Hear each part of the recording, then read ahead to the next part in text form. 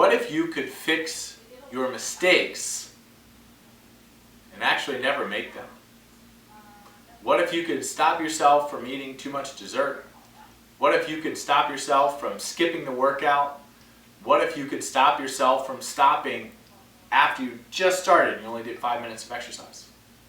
I think all of this is possible. What if you can prevent yourself from making mistakes? Now here's what I mean.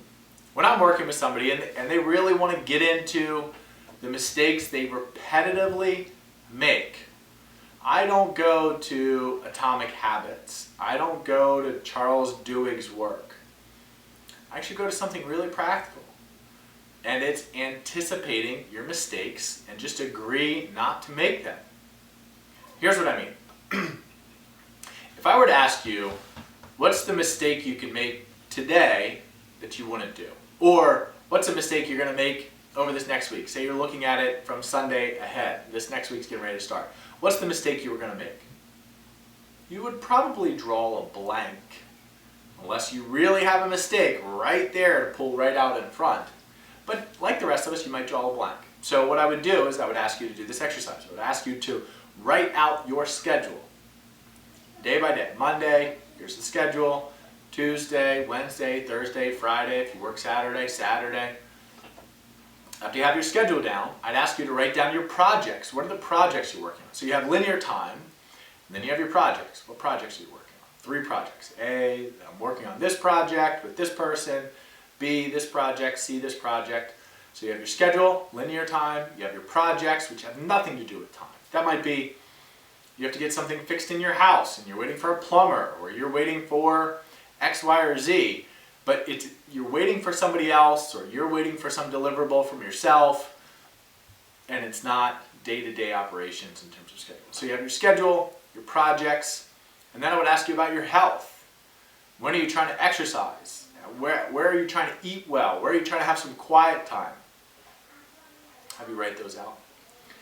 And then I would ask you, where are you going to make a mistake? You might say, I'm not quite sure. So you might make up an idea of a mistake. You might say,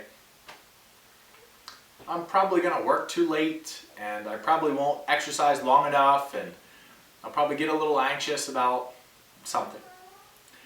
But then I would ask you, where do you really need to sacrifice? Or where would you be suffering in this schedule? So sacrifice or suffer. Then you might start thinking a little bit more, because you've kind of created some concreteness in your abstract schedule, your projects, and your hopes for exercising, eating well, and having some quiet meditative time. So as you do that, you're calling forth all of that processes from the past and what you're looking forward to creating in the future. And then at that point, you might really start to think, well, I might really just think too often about this deliverable. Or I might think too often about, oh man, I need to do this. I'm not quite sure whether or not I'm going to. So you know the suffering or the sacrifice, the suffering away is you're going to spend too much time thinking about shit you can't control. And exercise, you're going to tell me in a way, well, I had 30 minutes to exercise, I spent 20 minutes doing something that really didn't turn out to be a good investment of my time, energy, or effort. So then you start to have a list of mistakes. And then I would ask you, if you were living that again, in that moment, what would you do differently? I don't know. Well, imagine you're there, turning off your phone. You put it down, you stop, you take a deep breath in. Say, am I going to exercise? Yes. And you say, and you agree, I'm going to force myself to exercise for 10 minutes. It's okay to force yourself to do something because it's a commitment to yourself.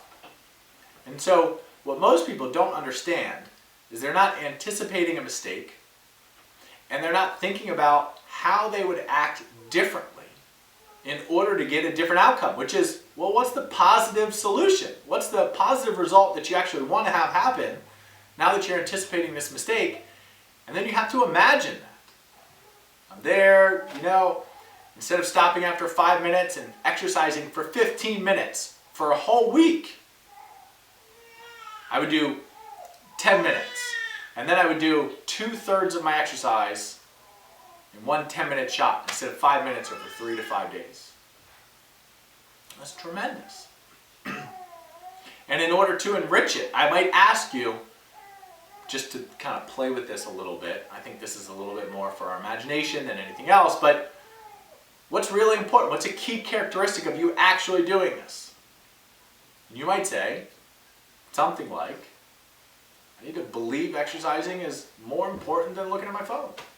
I ask you right now, is exercising more important to you than looking at your phone? You'll probably say yes, but in that moment, your brain won't know what's more important, this or that, because they are two tasks that your brain weighs the same because they are both open loops and not finished. So, if you want to learn to get over your mistakes faster and get more done and spend less time thinking about stuff you cannot control, I say anticipate your mistakes. Come up with a plan to overcome them. Measure your progress. If you like this, check out some more insightful videos at dominicsessa.com. Check out my YouTube. Check out my Instagram.